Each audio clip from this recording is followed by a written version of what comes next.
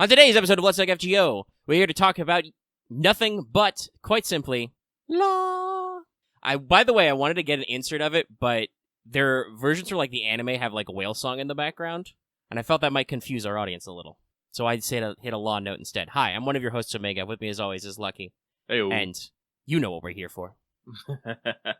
Why else did you click on this video? You can see it right there.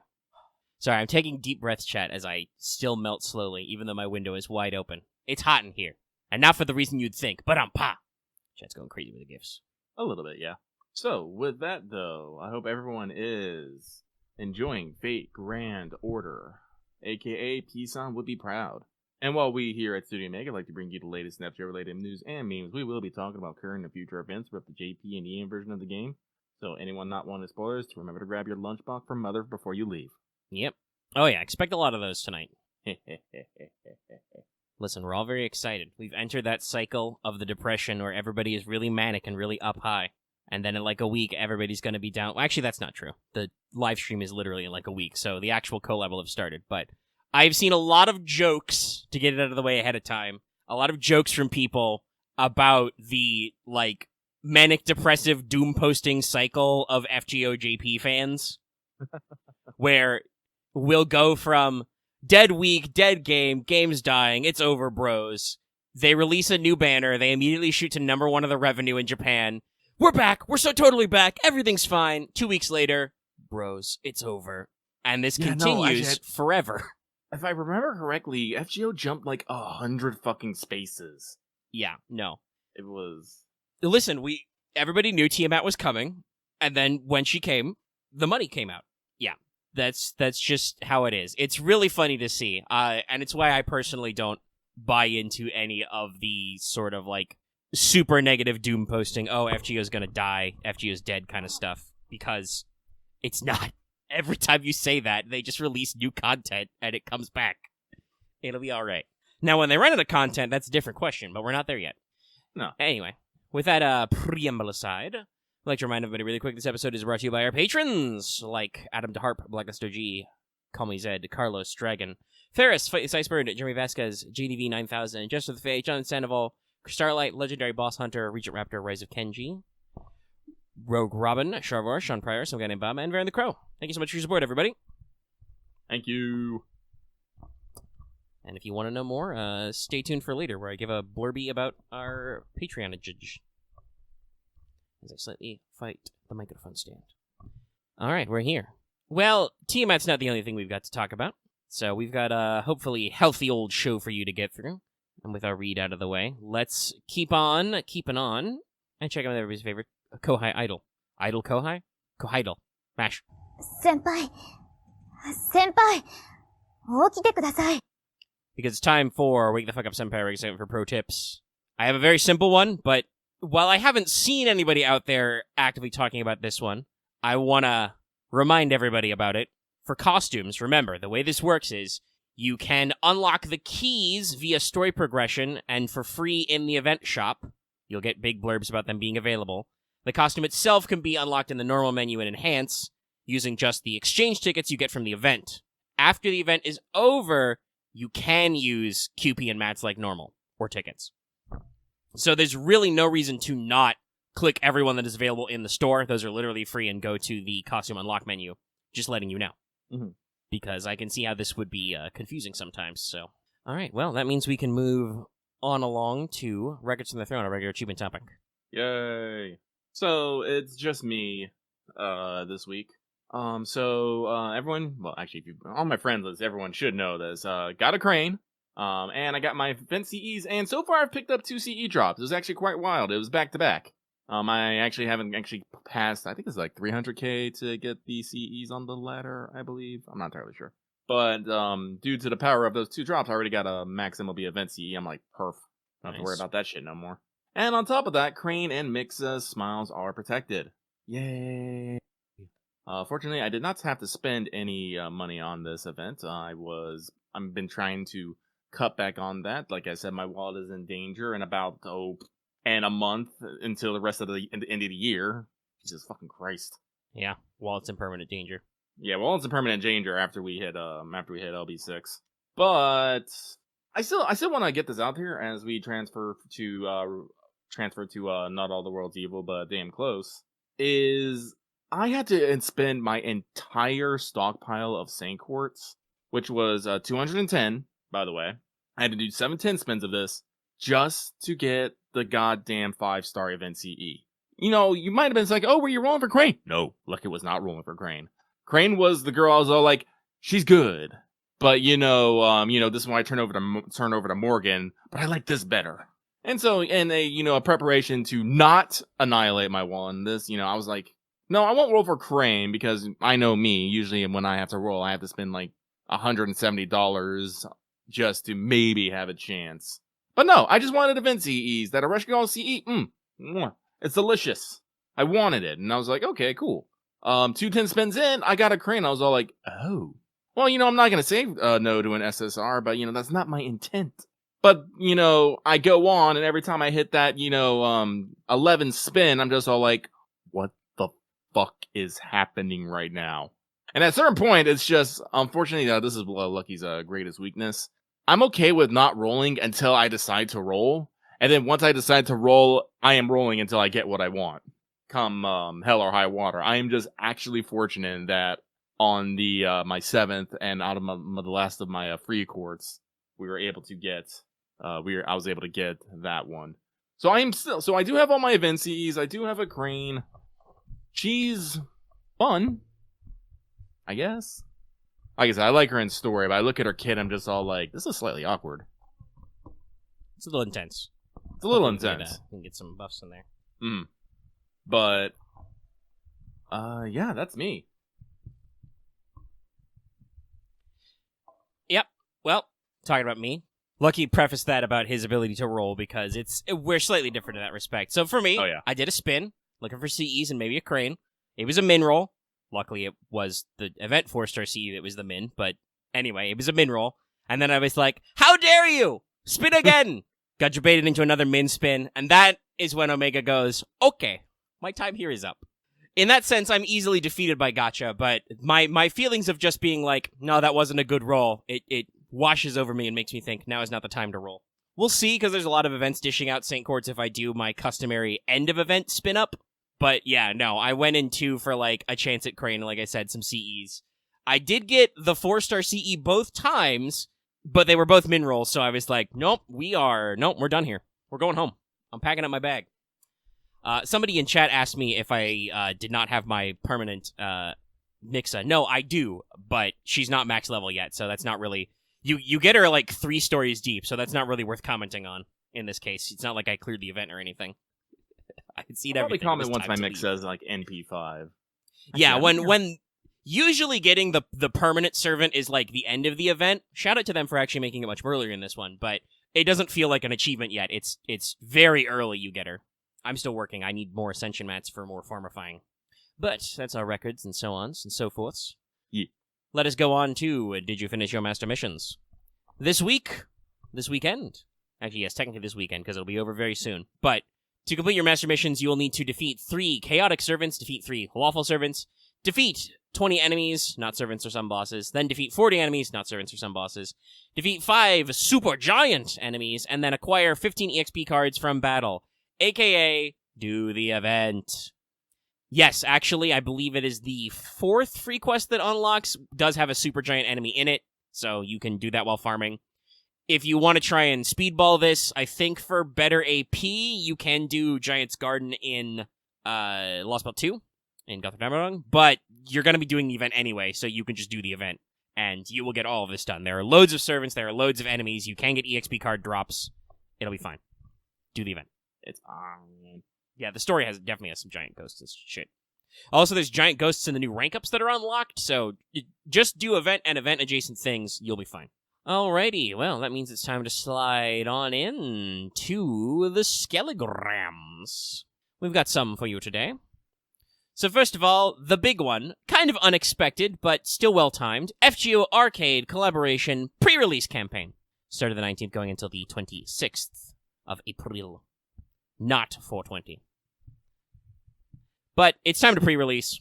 So the way this works is you're going to look at a login campaign for a total of 3 Saint Quartz spread over a few days, and 4 previously arcade exclusive CEs. That's right, they're bringing it back. I'm excited for this. It gives me hope. Yeah, it's very neato. Also, during this time period, we've got double suck chance, double FP, half AP and interludes and rank ups for event servants. Half AP free quests on part 1 until you're first clear, until you get the Saint Courts, but still, half AP free quests. All dailies open every day. And then we also got some other notes here. The FGO Arcade CE quest is back, if you didn't get that when Arcade was, announced.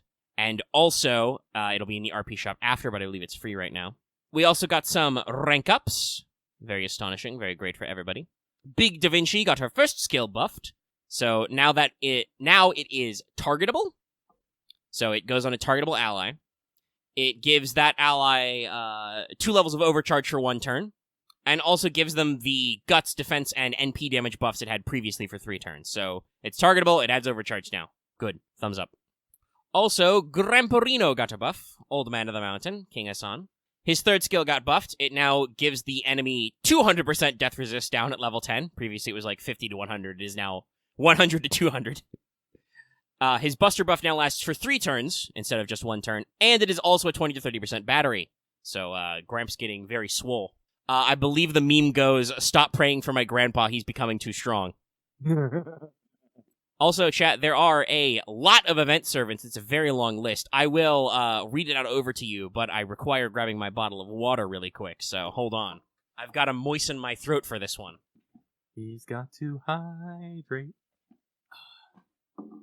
Okay, I'm back. He lives. Yeah, because there's a lot of these guys. Is it everybody who is also in Arcade? I think it might be. So, for... somebody says yes, it is whoever is available in Arcade also. Okay. Oops. Just trying to get back up in on my microphone and accidentally punched my pop filter. It's okay. We're back. So, for Sabers, you can select Arthur, Astolfo, Altera, Artoria, Okita, Muramasa, Nero Bride, Musashi, Mordred, Saber Shiki, Saber Alter, Hokusai Saber.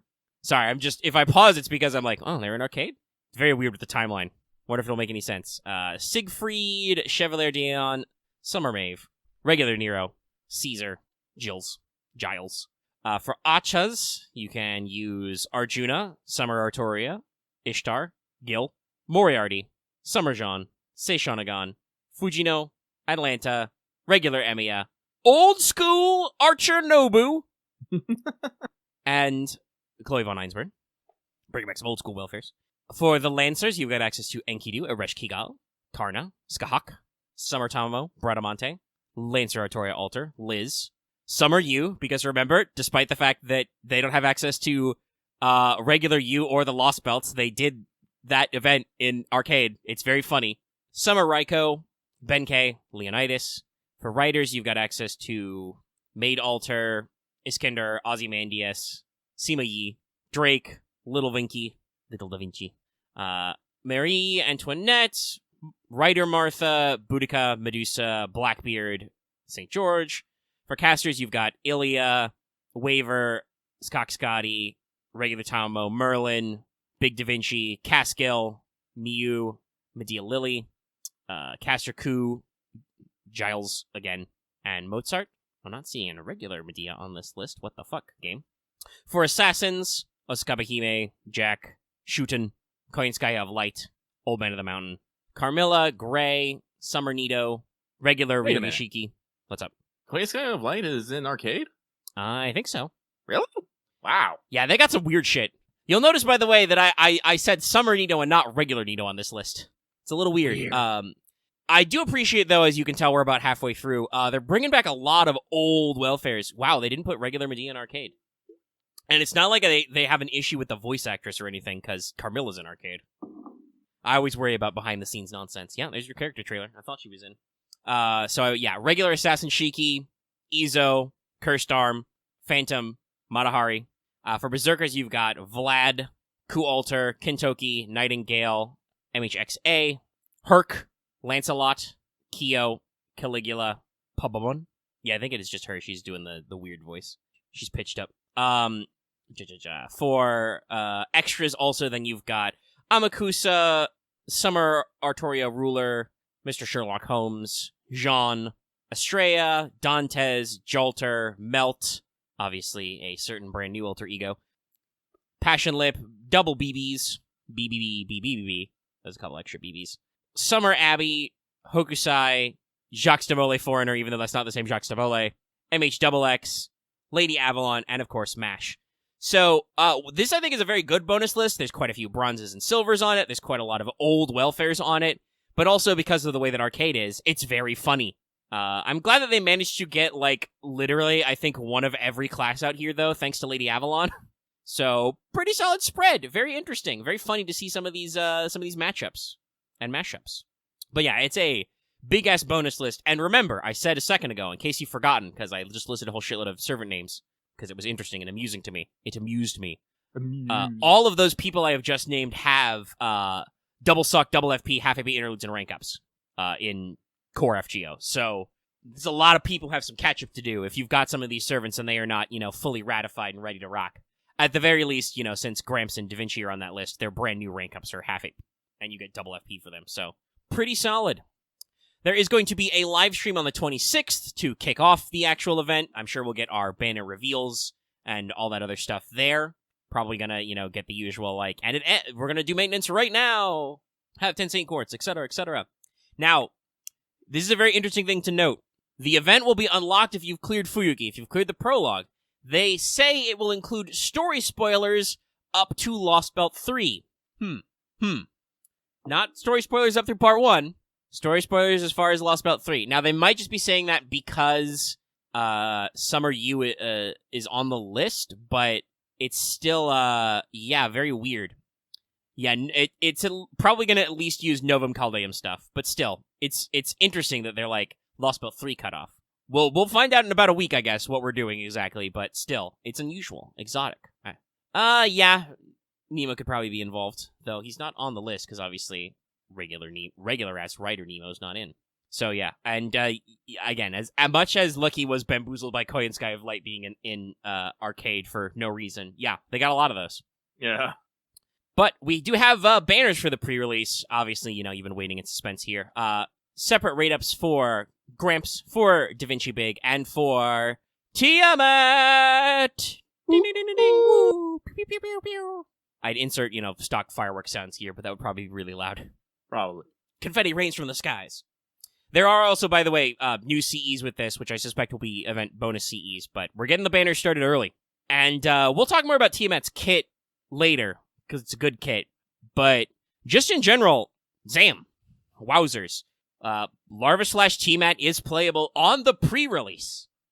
So this definitely leaves us with a lot of possibilities for the actual banners for the event, and for a presumed welfare servant. I believe the Golden Week collabs usually have a welfare, or have like a free 2-star, I think. Because I think the manga one last year did not have a standalone 4-star, but it had Mary Anning in the bronze slot. If it did have a standalone 4-star, I'm forgetting them. My bad. There's like 350 servants. Yeah, it was Super Bunny and Mary Anning and the... No, there was the Rat Girls. Were those a welfare? I thought they were on the banner. No, those. I mean, on the banner. That's right. No, I'm sure. No, they're right. They were the 4-star. Yes, they were a 4-star on the banner, I think. Okay. Because they have multiple ascensions. And there was Super Bunyan as the 5-star, and Mary Anning was a 2-star in the FP Gacha. Well, that probably means a minimum 3. Yeah, there's a lot of hope for a welfare. It could be Sita, which would also excuse them from needing to come up with different looks for Sita. But also it could be Satanta, because he was also a welfare in Arcade anyway. I'm personally leaning towards Satanta. I wouldn't mind a Sita 4-star though. Yeah. Yes. No. I'm personally thinking Mother Draco as the 5-star, as probably another alter ego, but maybe something else. They could do some other stuff. I don't remember if Mother Harlot was classed in the leaks, because I don't even know if we had alter ego when those leaks were first data mined a million years ago. I personally, Robyn, would hope for Santa costumes. Yes. Yeah, she's already got her different ascensions. They could just port those over. We'll see. Though, I will say, Larva Tiamat is a good sign for those of you who are curious about these kinds of things, because she technically has slightly different ascensions than her Arcade counterpart. Yes.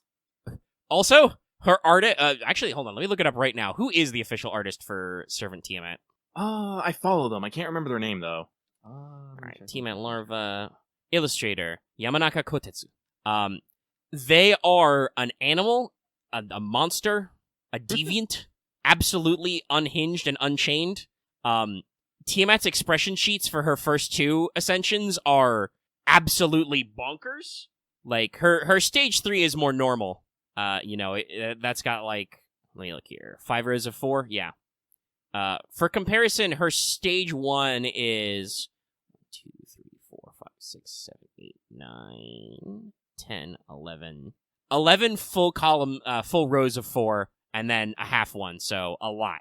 There's like 46 expressions there. I think the reason of that is the more you ascend her, the more she is reverting to her original nature, so she's becoming a lot more stoic and whatnot. It also appears that she has the big cross-out eyes in her, in all forms, obviously, but that's her default in her biggest form as well, and she doesn't appear to have any alternate expressions like big, wide-open eyes. But yeah, we've got different. There's you've got small. I would argue medium, if only because of the giant scarf, and then large.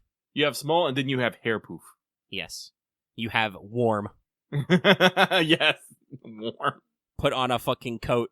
And then, of course, her, third sprite is technically enormous.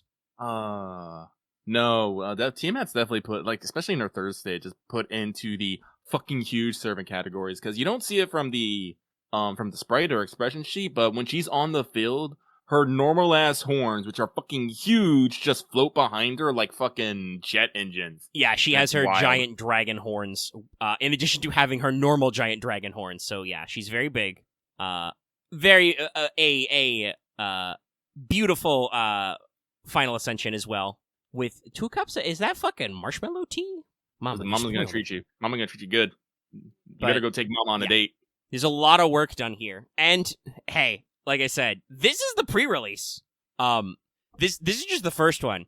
Though, of course, obviously, somebody mentioned that the artist is also the artist for Draco, who will probably... I mean, I don't know. They might change the edit there, but it could be considered Mother Harlot, but they might also go with, Mama Draco and stuff like that. She's got, like, several different names. Anyway, I could see that being a flex there. But, yeah, we're all happy to see it. Real glad. They shot up to, number 1. Again, not just a joke. What's the haps? What you wondering? No, like, I'm betting people are expecting some weird-ass collaboration. I'm just realizing, I'm looking at the fucking pre-release thing. It looks actually very normal. It looks like it might be a fucking cafe. Like, I'm wondering if we're actually gonna get something a little bit more chill and laid back. I don't know, because they do have the special My Room collab, which is like, the arcade Pillars of the Distance look, the different My Room look. Mm-hmm. I could see this kind of having some back and forth. We'll see, though. It obviously, I could see it going either way. Arcade has a lot of heavy stuff, but also seems to have some weirdness, and, there's a lot more time going on. Well, that's the thing about the Waltz collab. The Waltz collab is just a send-up of idle gacha games. That's it. Yeah. It's not, what's the right word? I don't think it's very dense because there's a lot of pips, but it's not that serious. Like, if you've ever played, an idle-type gacha game, of which there are several, but also it's full of references too, or if you've watched that sort of, like, music-based anime before, you get a lot of the tropes, right? We ask, we'll talk about this later with first impressions, but as an example, Mixa gets asked, why do you sing? And she has to, like, go think about it.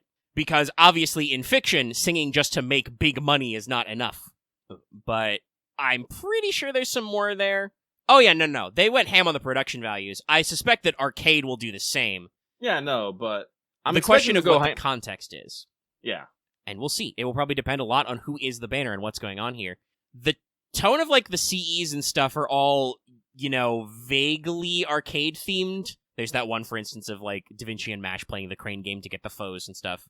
UFO Catcher, I think it's called. Personally gonna want that CE for funny reasons. And also because I slay it at crane game. Yo, dog, what if they have, instead of Lotto, they integrate a crane game into it somehow? Please, no. Not literally, of course. Even though I know that there are crane games you can play the crane on your phone, but that'd be a funny send-up to actually, like, include some arcade culture shit. No. I just talked about how fucking... I mean, I'm not broke, but my budget is depreciating faster than my intake, and it is hurting my long-term plans. I need to roll back my purchases and start making the money go up. Ugh. But yeah, there's, I think, a lot of questions still to be answered, and we'll see in about 5-ish days. 4 or 5, depending. If you're curious, by the way, about how that works, I'm calculating for, advanced Japan time, and also, we're recording this a day before some of you were hearing it publicly.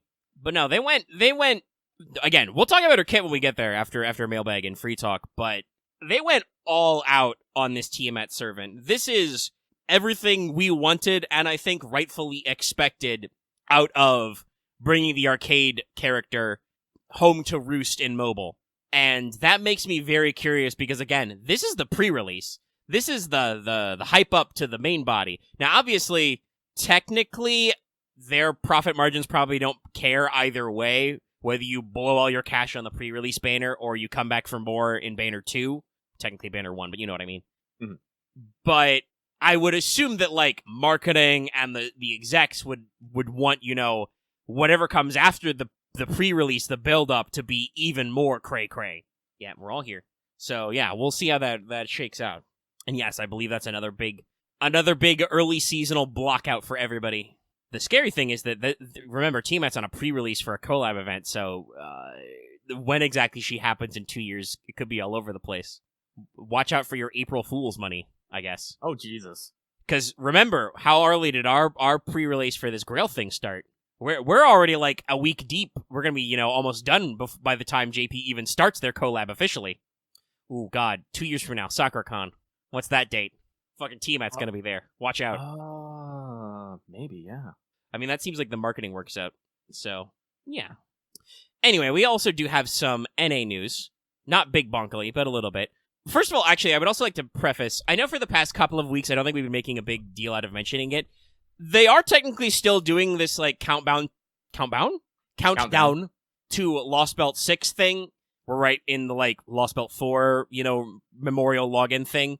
But I double-checked today. I don't see these kinds of things being added to the regular in-game news. It's weird. So that's why I haven't been, explicitly tracking them on the show. But yes, they are continuing to count down weeks until Lost Belt 6 with bonus logins for extra Saint Courts and stuff. Make sure to log in a few times every week to get all your goodies. But in general, we do have the Waltz Collab event. And yes, that is what they're calling it. It's very funny, because otherwise it would be sad. But I am amused. Pick up Summon 2. Starting 420, just blaze it. Going until the 5th of May. As expected, a second set of banners. This was a rotation before, so, we've got 2 instead. One is Maeve, Nero, and Ushi. The other is Altera, Cat, and Ushi. CEs on both. If you want my professional opinion, as a man who makes FGO content on the internet, if you're going to roll on these banners, probably roll on the Maeve, Nero one. Those guys are both story-locked. That's a good banner. The Altera, Cat, and Ushi one is permanent, so you may be better off saving your rolls to get spooked later. Yes, I know, for 5 years, I was not spooked by Tamamo, even though she was permanent, but there's still better preferences of your rollification. And obviously, the limited banners like Miss Crane and MHXA are probably higher in demand if you were rolling during this event, or trying to get CEs. Because I know lots of people who do casual roll or casual tickets for CEs. If you're going to do it, make sure to fire it up on a banner that has somebody you're interested in. But that's all of our news for now. At least took a solid 35-ish minutes, raw. That means it's time to move on. And move on we shall. So everyone, sit down, buckle up, and prepare yourself. It is time for this week's Let's Talk FGO Mailbag, the segment where we read what you have to say and comment accordingly. Let us hit the refresh one last time. And yeah, no, we are still at a healthy 12 comments. We are up a few. Thank you very much. Thank you everyone who sent one in. Like I said, Lucky is trying to maintain a steady schedule and post these every Wednesday. I have an alert on my calendar. Seems to be working. So, without that, let us move straight on into it and begin at the top. And our first one here comes from Mesrick. And they say, I'm a newer FGO player, and I just want to say I've really enjoyed listening to your podcast, in particular the Lost Belt compilation videos. Nice.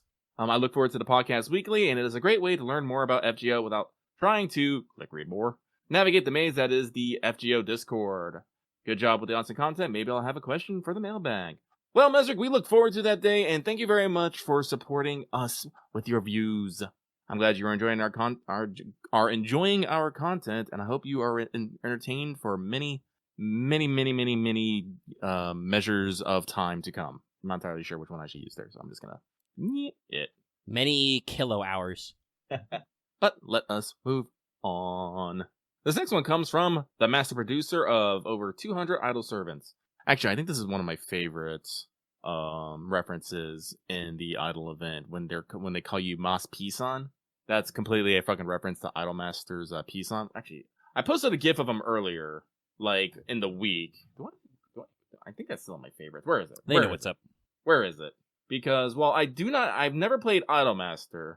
Idolmaster did have a spin-off anime called Poochimasu, which I fucking adore because it's so dumb and so endearing, and I'm just all like, this is everything I want, here it is.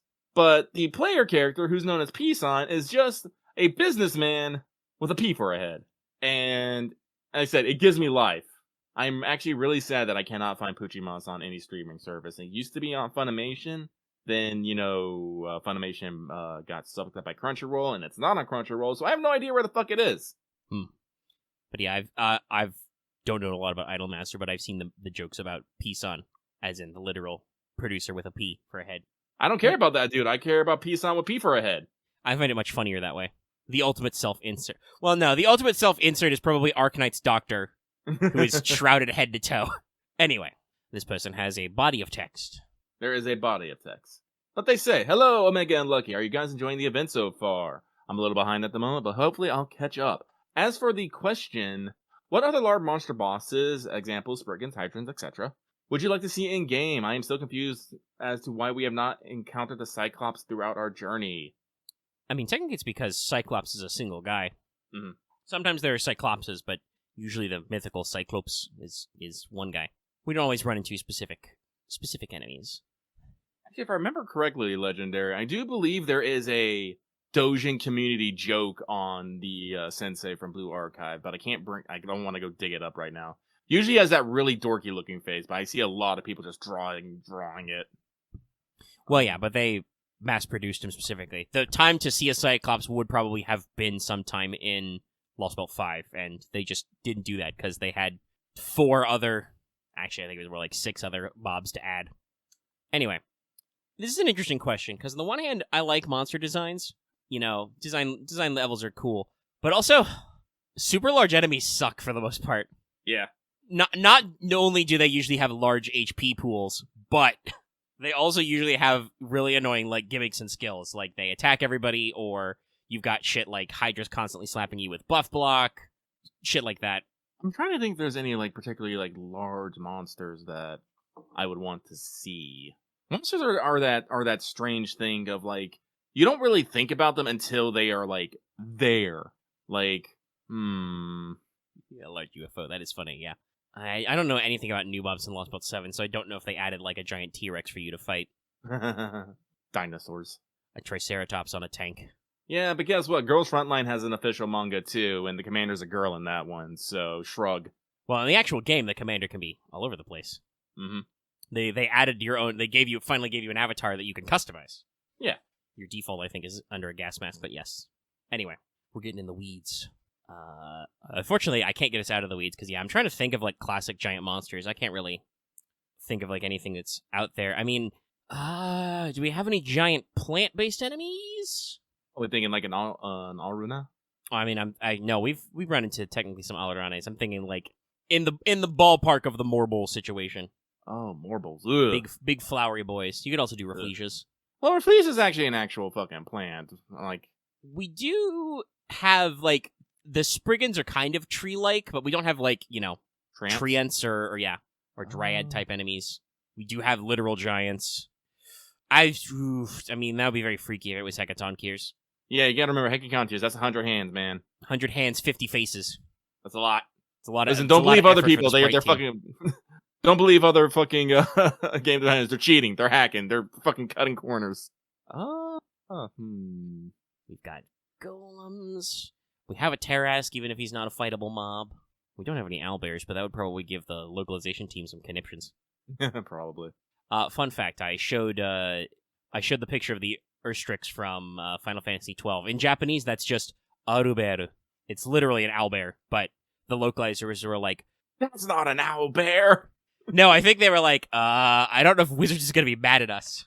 I don't think so, because I don't think the owlbear is protected content, because it's also in, like, Pathfinder and other things, but it's the kind of thing you want to be careful about. Well, the weird thing about Grendel is that Grendel can be anything.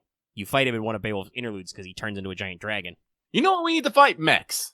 Let's get some mechs in here. We need Some giant actual mechs. fucking Gundams, yeah. Yes. That's my fucking... That's my thing. Give me giant mech enemies. Some Votons guys, or some Zakus. There's a lot of work that can be done there, yeah. So, Lucky has his answer, so he is going to move on, unless Omega has anything else he would like to No. add. Alright, we go! I already know I talk too many during these things. I don't want to get bogged down in monster design. Alright, so, we move on to the next one. This one comes from the Master Jamming the Idol songs, but not being greedy with summons. Good on you on both accounts. These songs are very good. And protect your wallet. It will be punched later this year. But they say, hello, Lucky and Mega. I hope your week is going well and you're enjoying the event so far. My question for you this time is, with LB6 coming in June, I've noticed some people getting into a kerfuffle about the localized subtitle of the Lost Belt. That being a moment a planet is born as opposed to a moment a star is born. After reading the arguments, I want to ask both of you about any localized terms/names that you feel is fine, that you feel fine with or feel mixed on. Hope your weekend goes well, and I'll be participating in your future videos. As far as I know, people are getting mad about that, not understanding that in Japanese, a planet or star can technically mean the same fucking thing.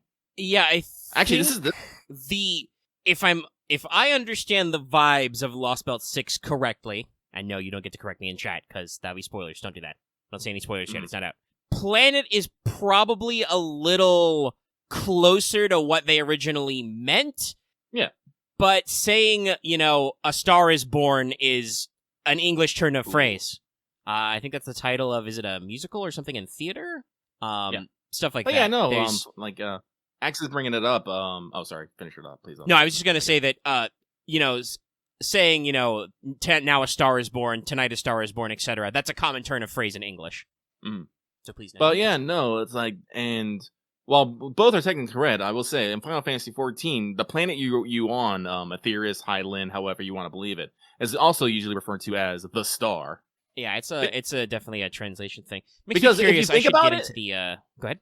Like, we think about stars as usually like, gaseous bodies, but if you think about it, they could also just be used to be referred to as any celestial body that you see in a night sky. Well, yeah, planets used to be called stars when we didn't know the difference. Yeah. The word star is apparently Germanic in origin. So on that point in particular, both are right, and it's merely a matter of localization flavor. Now, to talk about like localization, Lucky gets in arms about this every once in a while, because like I said, I do have a bit of knowledge of Japanese, and I can read some simple sentences. And I will definitely say localization will take liberties with their words to make things sound more sense in English, even if they necessarily don't have to. I don't want to necessarily start pointing fingers out immediately here, because I don't want to ruffle anyone's feathers. Like he's trying to do that. Less nowadays. Less than Axe. I'll rustle Axe's feather all day, every day. But sorry, your boy's in the etymology hole. Yeah, no, I just looked over and I was all like, All right, there's no, Axe. I only buy you dinner after I kick your ass. We talked about this. Yeah, there's not as clean a section on that for the etymology of planet, but basically, star is a Proto-Indo-European word meaning star. Thing light in sky, possibly related to the root word for ash, to burn. So burning light in sky. That is not like a loanword thing. Like the actual way we say star is from one of the oldest fucking languages on humans have spoken, Proto-Indo-European languages. So star is a very old word, and it literally means what you see. Planet comes from the Greek. It means wanderer, because the planets were originally stars that didn't follow the normal, star disk formations, because they're in different orbits.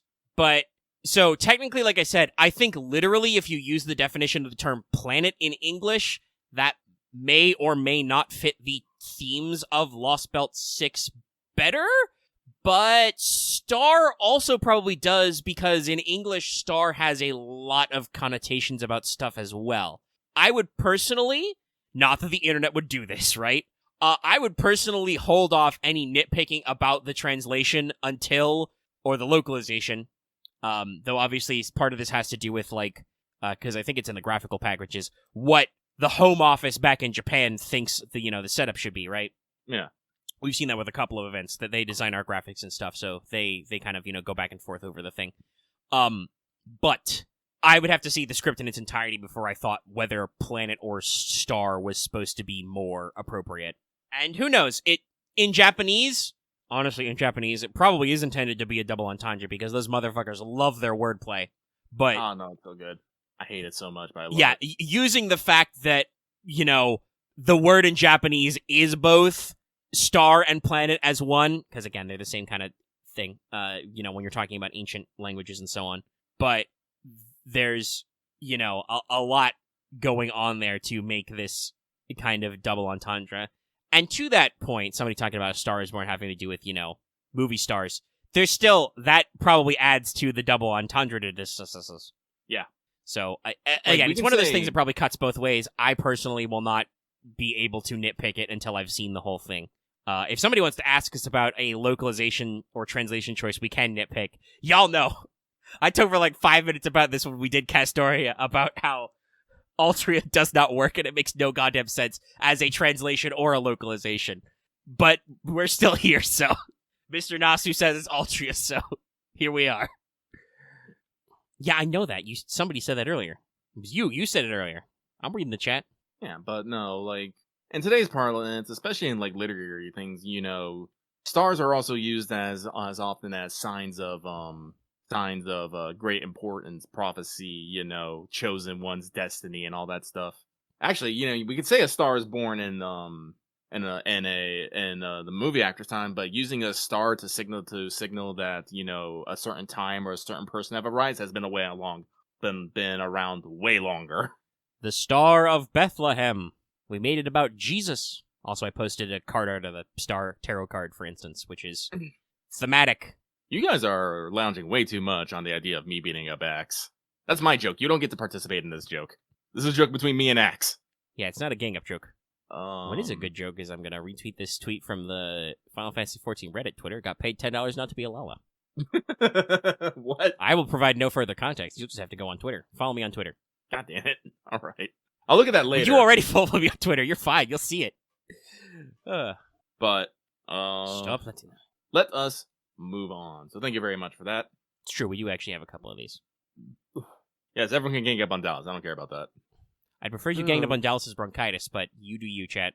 Mm-hmm. This next one comes from a master who went fishing for CEs and came home with a new bird wife instead. You too? Ugh. Bird wife high five. They say, salutations, Lucky and Omega. Surprise, Tiamat has returned and all is right in the world. With the arrival of Best Mommy, who do you think will be the welfare for the Arcade Collab? I bet it'll be Sita, or that's my hope at least. I humbly offer my good vibes and may the idol event and the great music it provides. Wah wah wah wah wah wah wah wah wah. I think I've said this earlier when we were talking about stuff. I personally want Satana. Give me a Ku Small. I think he's great. I like it as a vibe, and he has a dog. I'm like, yes, that's good shit right there. What about you, Omega? Yeah, if we get a welfare again, we've discussed that's not 100% guaranteed. I don't know. I think I would go with Satanta. Obviously, actually, I probably should go look up what his and hers, Sita's kits are like. Because Da Vinci Writer was, Small Da Vinci was a welfare in Arcade and had a pretty weak kit, if I remember rightly. And obviously, when she came as a big anniversary tentpole servant as an SSR, they did at least, gussy her up to SSR stats and effects. And still one of the premier QP farmers. So if I were to, judge what they would do, I probably should actually look at their two kits. But I could go either way, because I'm going to probably also lean towards Satanta like you, if only because he was a welfare and so doesn't have, I don't think, any other extra designs anyway. Whereas, as we discussed previously, Sita does have, her different ascensions drawn in Arcade. And it feels like kind of a waste for them to not, reuse those assets if she is making it in. And I hope she makes it in. So that's where I'm leaning. He leans. Okie dokie. With that, though, let us keep going on. This next one comes from the Tiger King with now an NP2 Dragon Mom. Those are rookie numbers. Wait, what's that faint boss music in the background? This is, yes, me playing the JoJo theme as I slowly walk towards you. But they say, hey guys, with Tiamat now here in FGO and Sakura-Tanjei's, Nero's VA, at the Collab string, it got me thinking, will we actually get Draco since Mother Harlot was Datamanned a long time ago? Or do you think it'll be a Protogiel Avalon situation where it's the same servant, just a different name? Anyway, that's it for me. Sending you good vibe your ways, and I hope you have a great evening. Also, praise be to Tiamat. Wah, wah, wah, wah, wah, wah, wah, wah, wah. Honestly, they can probably go, honestly, they could go either way. Like I said, I'm not sure. I still don't exactly know why they went with Lady Avalon. Lady Avalon is a pretender, correct? Yes. Yeah.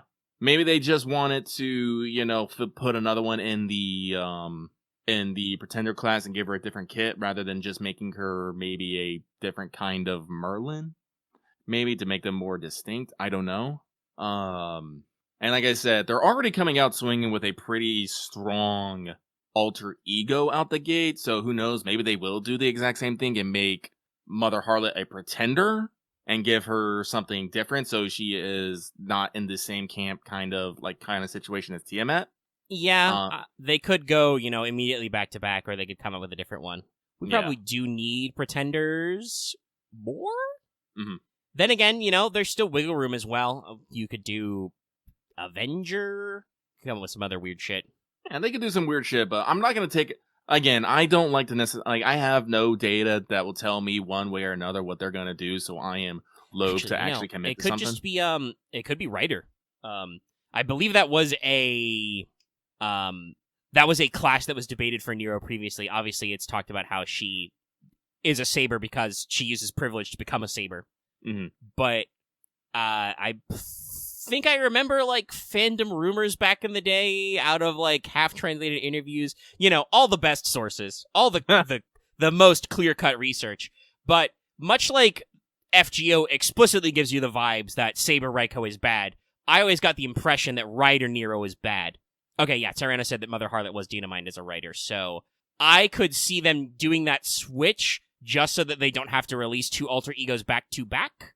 And it would still, I think, fit some of the themes depending. After all, what NP she actually uses and such. She could be the writer of the Beast of Revelation, etc. So I think there's some wiggle room there. Yeah, no, but I don't want to necessarily put my finger on a single one and be like, yes, this is it. As we all know, classes are fake anyway. Yeah. So. I will only say that because, Sakura-Tange is showing up on the live stream, there is a very good chance that Mother Harlot Draco will be one of the servants we get. Probably an SSR. Yeah, that I think nobody should be surprised by that outcome. They are not telegraphing it. Obviously, they super telegraphed the Tiamat thing. They literally were at, was it Anime Japan, I think was the con it was? Yes. And they were like, here's your next collab servant. Boom. Bye. Nissan out. And then he, disappears in a cloud of Saint Quartz. But yeah, I'm actually, I have somebody was just tweetifying, and I happen to pull it up, checking out on Twitter. Somebody's got a list of all the arcade exclusive servants. So, you've got the Archer Comma Maid. We probably won't see that. That was only just released. We might see a costume if they're doing costumes, but I hope for costumes. Give me a costume. We've got Noah as kind of Big Nemo. There's Saber Jaws, but we got Foreigner Jaws. We might get Saber Jaws as an SR. I can see that super easy. Yeah, I could see that Guamo combo. Satanta was a Saber welfare. Sita was an archer, obviously, which is the point. And then the three Santas we don't got were all different classes as well, but I don't know if that'll matter. If we were to quote unquote get those, it would probably be as costumes. Sorry. Just the ultimate backhand to his character. Make a male Jacques a pretender. Oof. I mean, it could work. I know, but it doesn't actually make sense because he's the actual one. I know, but it does kind of work back because there's a lot of fucking big conspiratalizing about the Templars as well. True. So. Alrighty. Zed just said does bring up a good point. It would give him class advantage against his female counterpart, which would be hilarious. Those are the kinds of funny things that FGO does like to set up sometimes. You can also see it, obviously. That could also mean if he got added even as a Saber, they could put that as his append skill. Oh yeah, no. If he's put in, his append skill is completely going to be anti-foreigner. Oh, is it the other way around? Pretender is weak to foreigner? Oh, okay. I can never remember these things. Yes, Pretender beats Alter Ego. It's the other way around as the triangle. I still have trouble with the fucking cavalry class triangle. Horf beat Stick. Stick beat Skull. Skull beat Horf.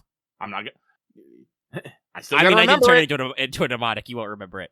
No. You may have also noticed, I don't know how much of that will stay in the edited version, but in the live version, there were pauses there as I tried to remember what icons look like. Like, bleh. Big Skull beat all. That's all you need to know. Big Skull, good. Sword, good. So, with that, Moon is tired. Even though this person likes to say we get normal amounts of sleep most of the time. But they say, hello there, Megan and Lucky. It's been a while now that Tiamat is here. Who else do you guys want added to FGO from other Fate works? Oh gosh, usually I have some ideas for this because we know there's some backlog stuff, but I don't think anything off the top of my head. Oh, I know one that you want and I want. Archimedes from Extella. Right, yeah, that's a good one. There's a lot. We got Charlemagne. We got Charlemagne. That was the big one. We can scratch. We got Charlemagne. Yeah, Archimedes still isn't in. Yeah, And Archimedes. FGO would be a perfect place for him, and I'm very shocked they haven't done him now that you brought that up. Yeah, because it's kind of the reverse, FGO story situation when you get a servant and they're weird and you don't like them, and then their seminal version is completely different. That's Extella Archimedes. A lot of people want Pandora from Prisma. I have not got that far in Prisma. That's another one I need to actually sit down and actually read.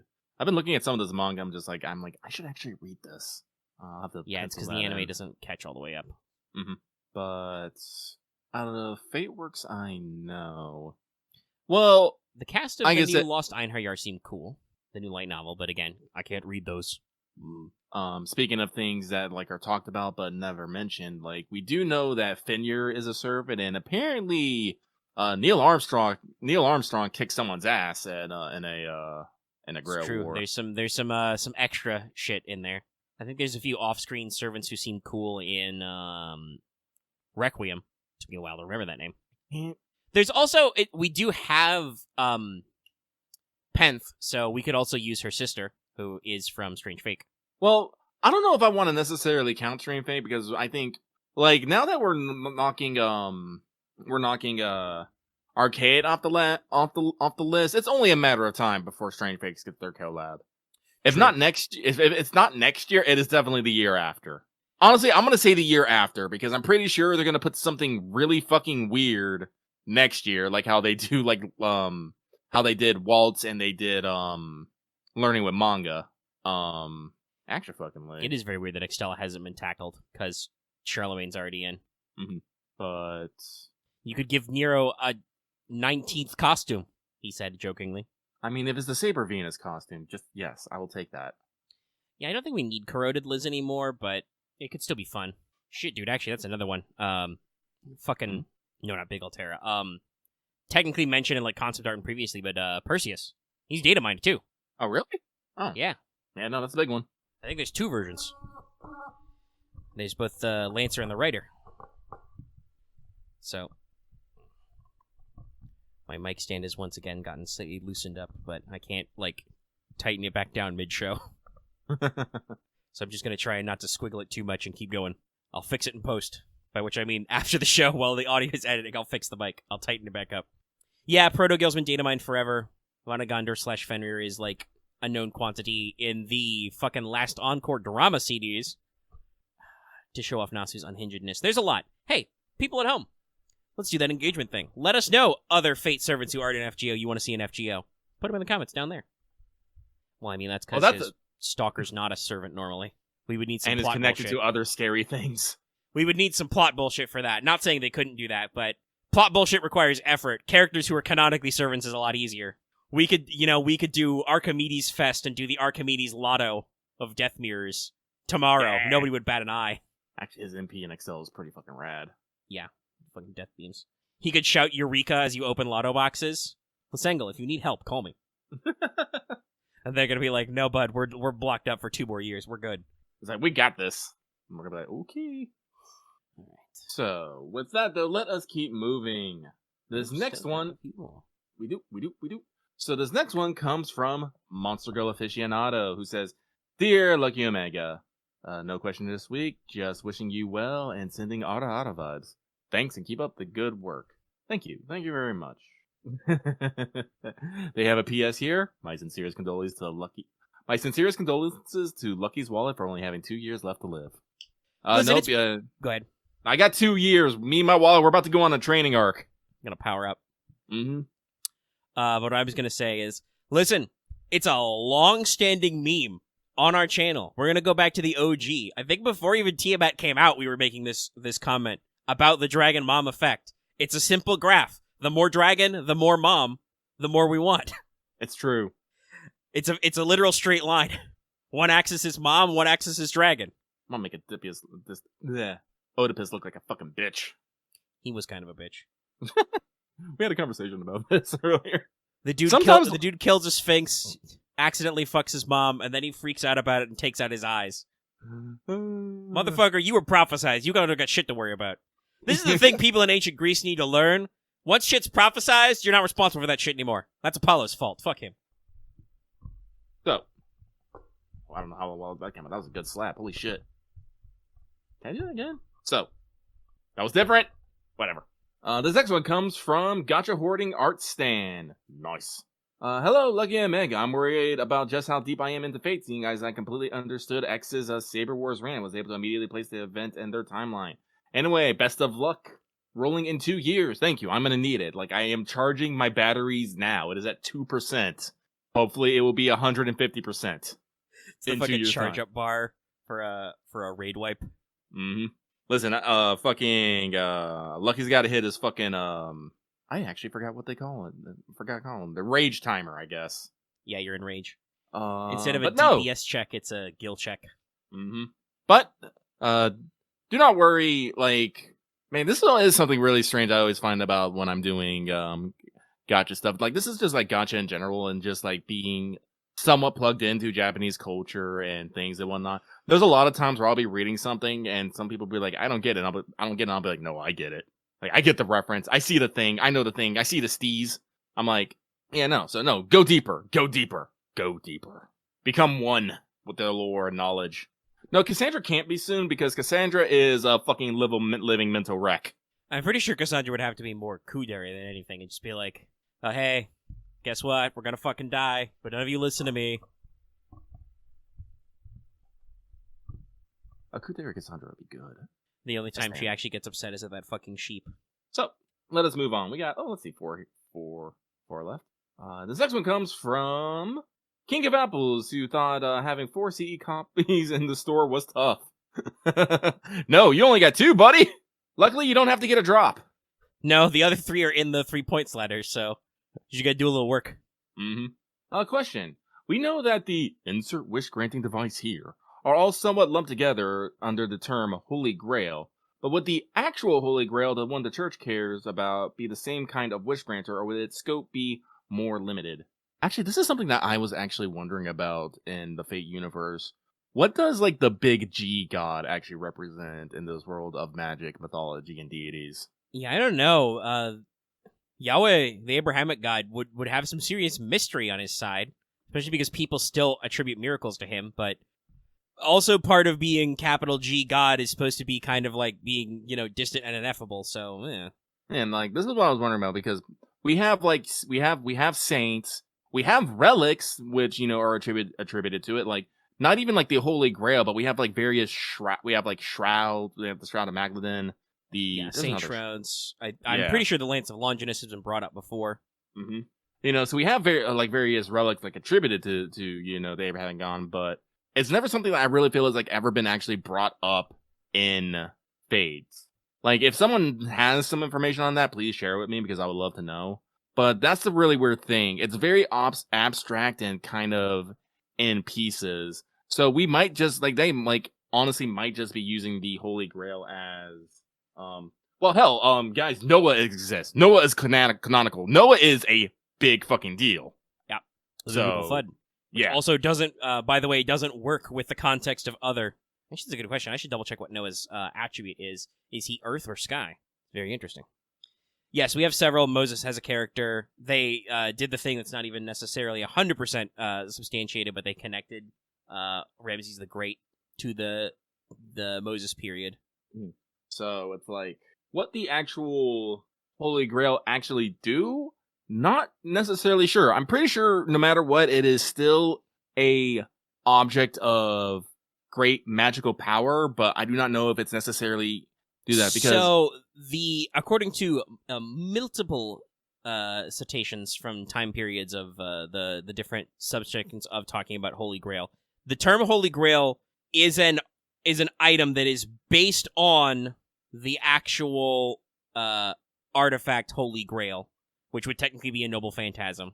Yeah, if I remember correctly, in the Camelot chapter, yes, Lancetoria has the actual Holy Grail. Yeah, she has the actual Holy Grail, which allows her to give the blessings to her knights, which give them specific powers. Yeah, no. So I've always understood the Holy Grail to be something of great magical quantity and power, but other than that, technically all of our Holy Grails, and the reason why we can do that stuff with them is that they are fundamentally just big collections of magical energy that, for reasons, Chaldea represents as a giant gold cup. Technically, they are not always in giant glowing gold cup form. That's why you see, the little whoop of light a lot, because the thing's not substantiated. But according to lore, those are supposed to be based on the actual cup that received the blood of Christ. So, because those magical grails are modeled after that, the actual Holy Grail is probably, like you said, a large source of magical energy. And obviously, it can be used to receive the blessings.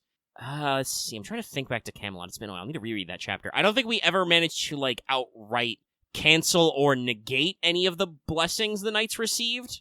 So it's not like we could use magical power against them directly. But servants like Ramses and Sanzo, who is, the disciple of a Saber, canonically, because, that was the journey to the West. We had to go west to literally go find the Buddha and get his scriptures. And we know that, the Big B is canonically a Saber. Mm-hmm. I don't think that Jesus himself is canonically a Saber either. It's just that we know that he would, because he is a Messiah. So, oh, yeah, it's true. King Hassan did... Well, he did not negate the blessing specifically. He did not strip Gawain's blessing away, but he was able to effectively counter it with his own magical energy. Well, yeah, he also just fucking blotted out the sun. Yeah, technically the sun was still shining, it's just that he was able to do a workaround and block it out with his own assassinitude. But what I was going to say was that Sanzo and Uz were able to kind of counteract the holy power of, the goddess Rongominiad who had the Grail, even though it took all their juice to do that. So the Grail and the divine power has some kind of something to it, but I feel like Camelot as a story chapter really dodged the question of capital G God by just claiming that basically Lancer Artoria herself ascended to be a divinity in her own right and became, the goddess Rongominiad. So there's probably something there. I'm kind of glad that FGO hasn't tried to get too much in the guts of that, because I don't know if I trust Japanese people to write about it with, sensitivity. And there's a lot of nonsensicalness you can get into there. Yeah, there is. It's also why I think we tend to avoid other major big boy Western religions, other than some of the historical mythology. They don't have that much of a care about Buddhism, because Buddhism's very flexible, and they know that one better. Buddhism, I don't think we get as mad about it. If I'm going to be real. Yeah, no. There's already several different vessels of Buddhism to worry about, and I believe Nasu is I guess I would say a scholar is the right word. I don't know what his qualifications are, but he seems well-read and well-studied on the subject of esoteric Buddhism. That has led to some of our greatest shenanigans, such as conflating the Daikini and Amaterasu. Yep, righty. But with that, let us keep going. I hope you enjoyed that a little bit. Actually, I got a footnote in there. I don't think we've done... Does anybody remember if we did a Teach Me on Holy Grails? We've done I don't think so. Holy Grail Wars. I could probably do that, not right now, because I'm still hip deep in editing the best ofs every week. Can we expand it to Holy Relics? Yeah, we could look into some of the other actual relics, because there's, the Lance of Longinus is a noble phantasm, the Shrouds are phantasms. We could take a crack at that. We've talked about the Church and about Holy Grail Wars. I can probably synthesize something else if people are interested in a big lore drop like that.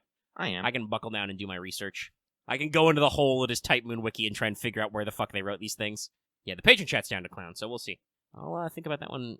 Technically, it'll be next month, probably, but yeah, when I've got some time to do some research. Two. All right, tres mores. So 3 more. So this next one comes from alias new patron Zed, just Zed. Comment: Hello, Lucky Omega and Omega. Whale patron Zed here, sending you good vibes. Whoa, whoa, whoa, whoa, whoa, whoa, whoa. Not all the world's evil, but damn close.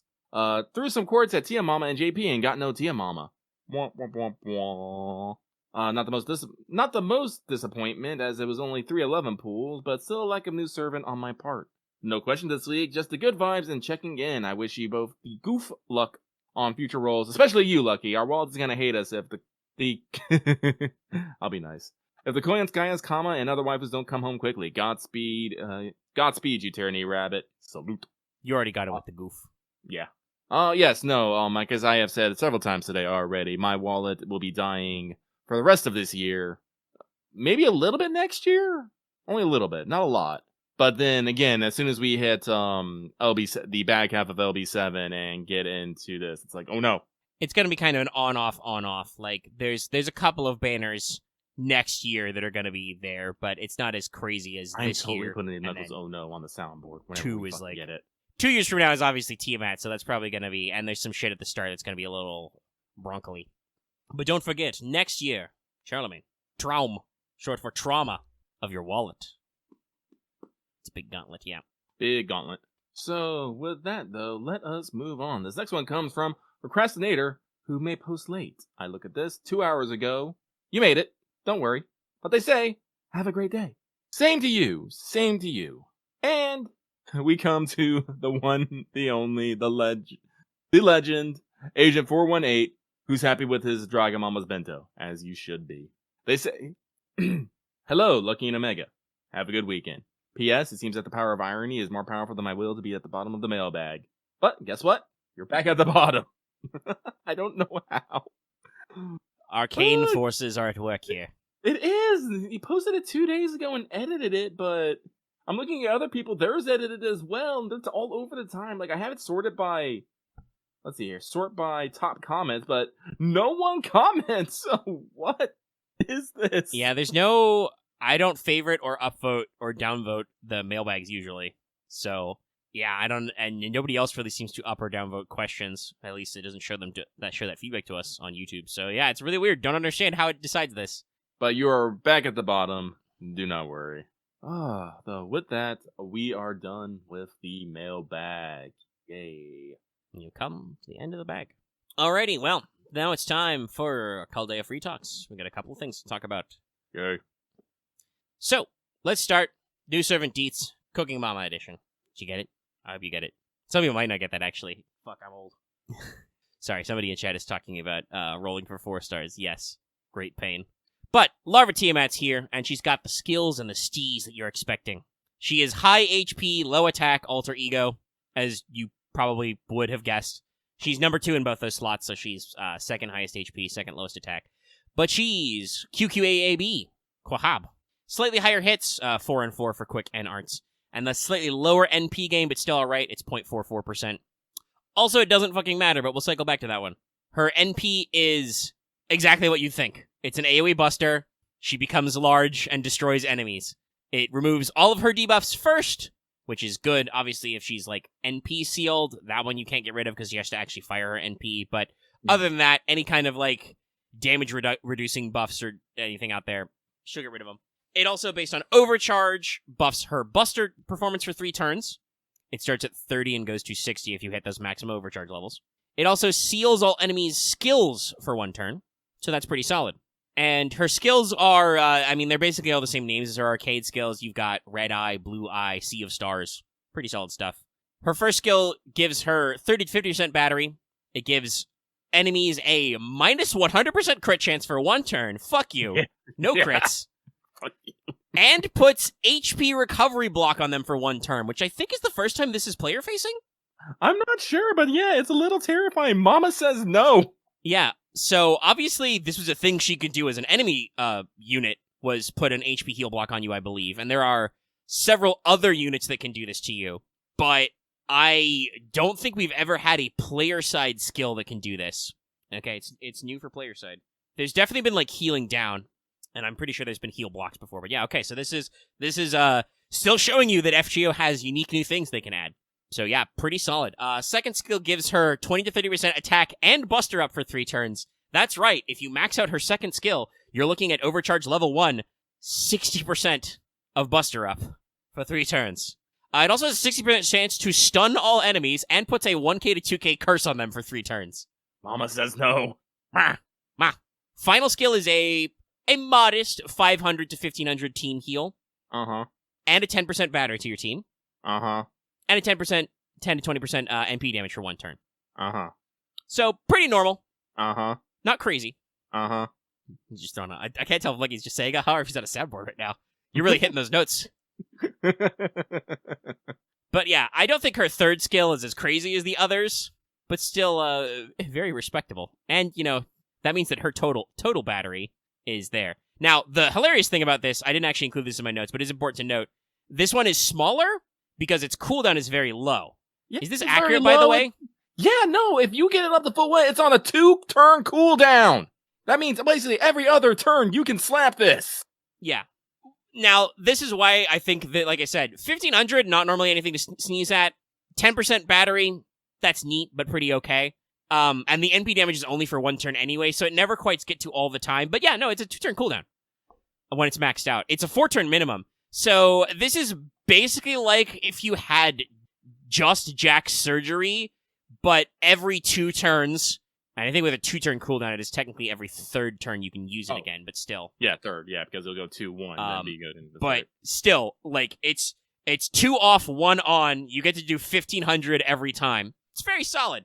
The numbers are not crazy, but the cooldowns are fucking insane. Also, yes, Koyan has a -2 cooldown as do several other people, so you can get this to rapidly turn around, which probably lets you do some very crazy things. Yeah, we'll talk about it later, but Koyanskaya of Light slots in super good with Tiamat. Yeah. Oh, and I wrote that down wrong. It's she's quick, arts, buster. It's not double quick. It's still 4 hit counts, though. And her extra is 5, of course. My bad, not sure how I did that one. I'm looking at the graphic right now, which is the exact same place I looked at the graphic before.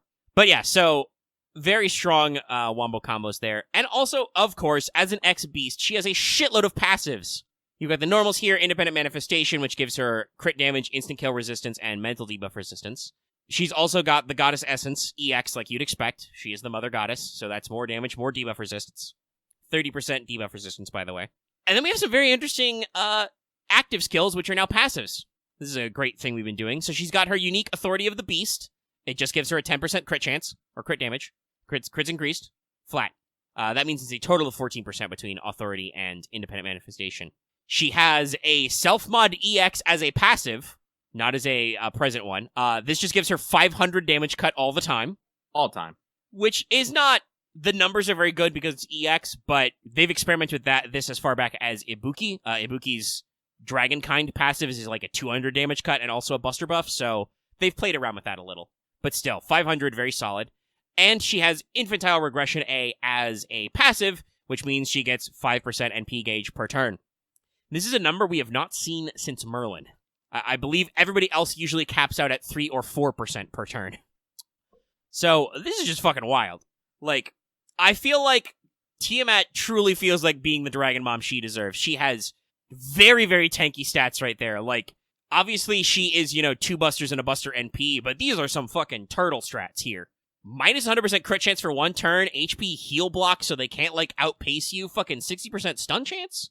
I'm pretty sure that there are CEs which that increase your debuff success rate and your stun.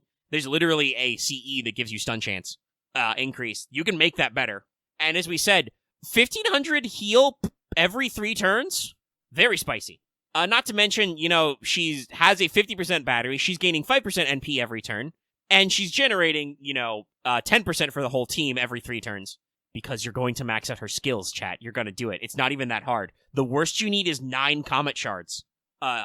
again, if these are accurate, Tiamat has ludicrously easy skills to level. It's Lancers and Riders, Rider Gems. No other mats, so it's just the stones up till 7th level. Then it's 5 Lenagos, 5 Black Beast Grease, and then 8th level is 9 Reverse Scales, 9 Comet Shards. So, very solid, very, very normal. Her append skills require LB7 mats, so there's that. But her normal skills, perfectly fine. Her Ascension materials, also just Lancer statues and Rider statues.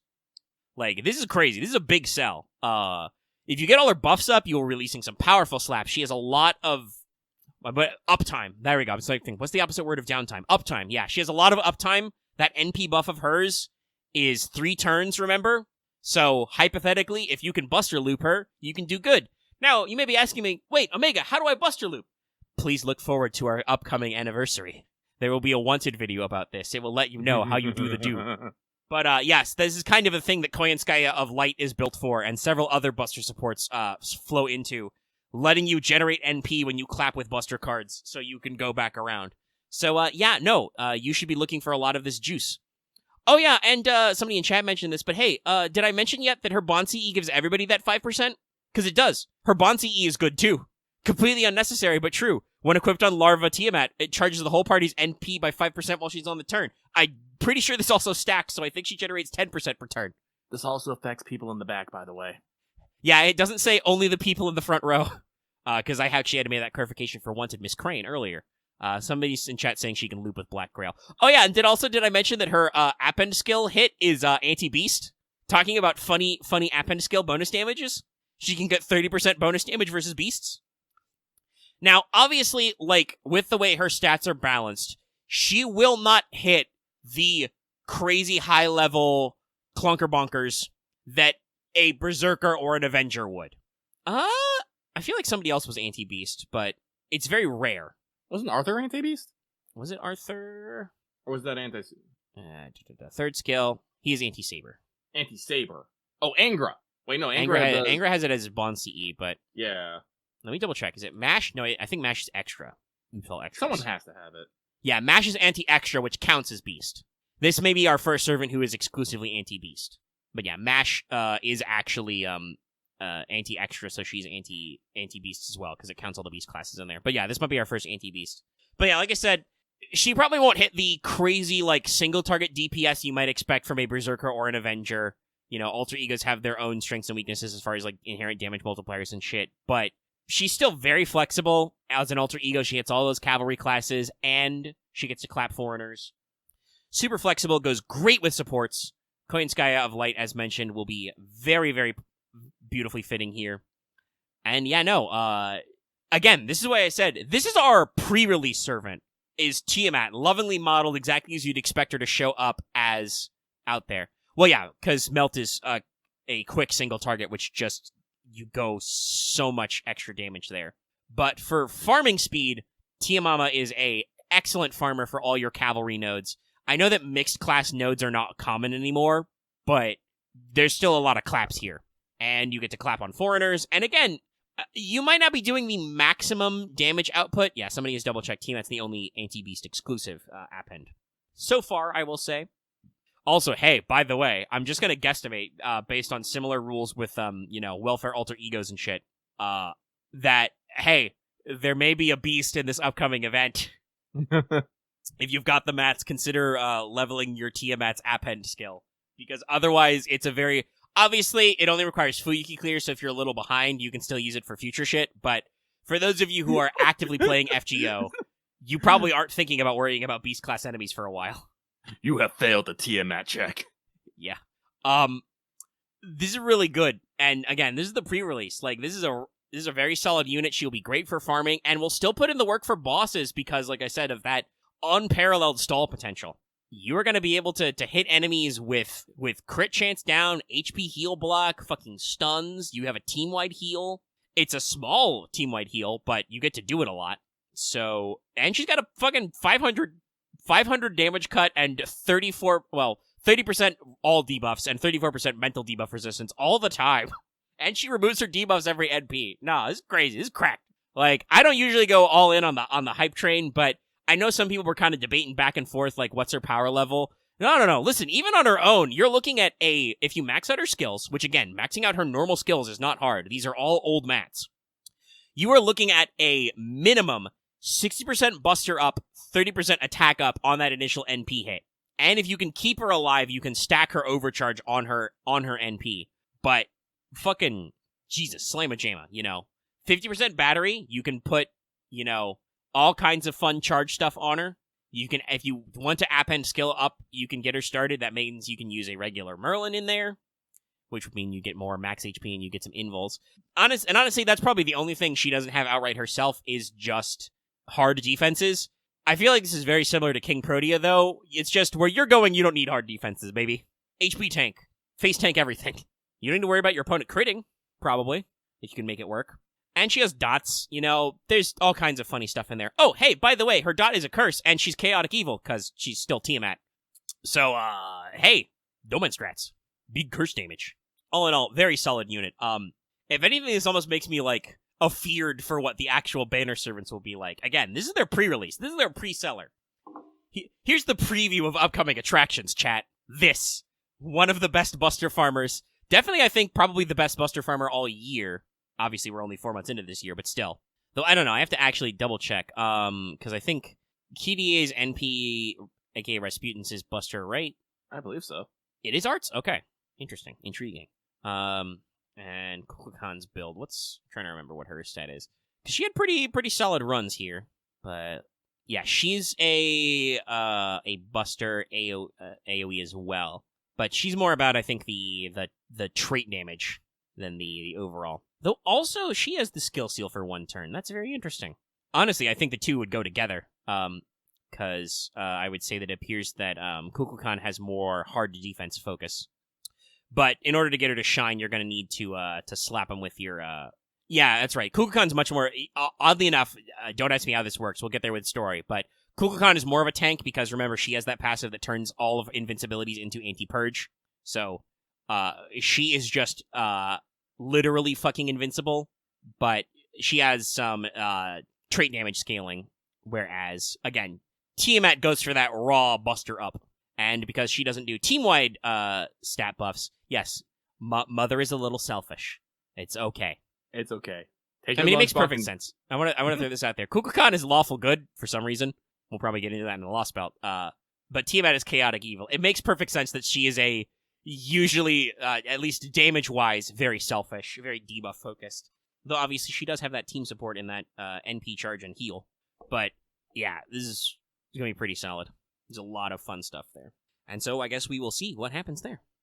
But all in all, yeah, no. I mean, sometimes I feel like, I've talked about this, not just about FGO, but in general. Sometimes I feel like my slight cynical nature and slight paranoia gets the better of me. I get anxious about things, and I'm like, oh, what if this is bad? I think I was talking about recently with, Tears of the Kingdom stuff, right? That last trailer was that really destroyed my doubts, because I had, niggling worries about... I didn't literally think that it was going to be well, I'm concerned we're going to just put rock and stick for 40 hours. But at the same time, that was a doubt I had, and I was like, man, I got to voice it. I'm concerned we're going to be putting rock and stick together for 40 hours. No, we'll be doing other shit, like making giant robots.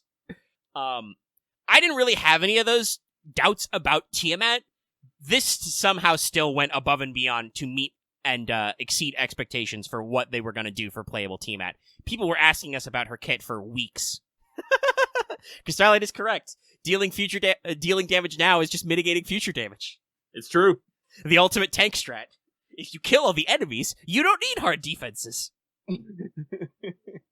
If the boss is dead, it can't do the raid wipe. But yeah, no, this is just... I'm pleased as punch, y'all. I'm smiling. This is great. Filthy Casual in our Patreon chat actually went out and dug up the number. It was 102 in profit lists in the App Store in Japan and went to number 1. It's good, y'all. The curve is up. Yeah, Buster has always traditionally had issues with break bars as a concept. It's why the Buster meta fell out once they came in. But again, with the looping potential you have with units like Koyan Sky of Light, you can have some wraparound. The main thing will be if they do nasty, funny things when they break their bar, but even then, Tiamat has a chance to stun. Tiamat has a minus 100% crit chance. She can block their heals, so, you've got some tools to deal with some bar breaking. Yeah, actually, the more I think about it, I think those don't do a thing things are usually used to stop someone from doing something fucking crazy on a break bar, so you can just keep slapping them with the Tiamat check. Yeah, basically, when you know that if somebody's about to, like, all right, I'm gonna get, plus 400% critical damage when you break my bar, you can just be like, what if you didn't crit, though? Or you can be like, I'm gonna fire my NP right after you break my bar. Well, can you do that if you're stunned? No. So, it's not a guarantee, obviously. You're gonna need to watch out for those hit chances, and it's only minus 100% crit, so remember, that doesn't, I believe crit percentage up and crit percentage down cancel out. So it's not foolproof like a hard defense, but you have tools. And all in all, I think it's very, very solid, very, very good in there. Very nice. Yeah. Well, let's talk about something else positive. And wrap up our show by talking about Grail Concert first impressions. Woo! Yeah, to spoil all of it, good impressions. Impressions, good. Yeah. Thumbs up. Good story, good production value, good music. Yeah, somebody in our patron chat mentioned it earlier when we were talking about stuff, like, hypothetically about the Arcade Collab, but you may have thought the Grail, the Waltz Collab would be a little low-key. No. They went all out. Obviously, you could have expected that from the fact that they recorded image songs for all the characters who are quote-unquote idols. They actually, got their voice actresses to flex those singing skills. But no, like, there's a lot of extra production value in here. There's a lot of extra splash. There's a lot of music, and while it's not, I wouldn't say it's all literally J-pop, there's a variety of genres they're hitting, it still has that kind of, like, upbeat kind of thing I would expect from a music anime or music game, kind of beat. They have the pop instruments, the classic band instruments, but, they also hit the strings and the piano. Very flashy, got some good shit. And just, in general, really good music timing. The way that the game does the shift, like, for the plot battles, where you'll, like, play the one theme, and then when you clear to the final boss, they switch up the music to the different music theme. It's pretty good. That's pretty nice. I feel good.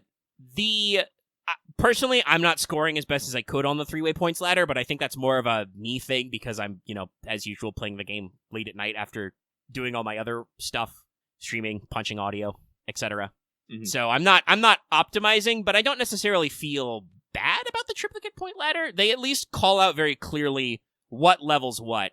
So, and I'm in That's true, and I do like the fact that just everyone gets all bonuses all the time, so it doesn't necessarily matter, like, for what servant. As long as you have a servant with a bonus, you're getting something for everyone. Yeah, and in fact, there's no damage bonus, so it's only points bonus. Yeah, it's only point bonus, and as you go on in the thing, you just start unlocking more and more. Like, I'm around, like, I'm just sub 300k on all my ladders, so I'm doing okay.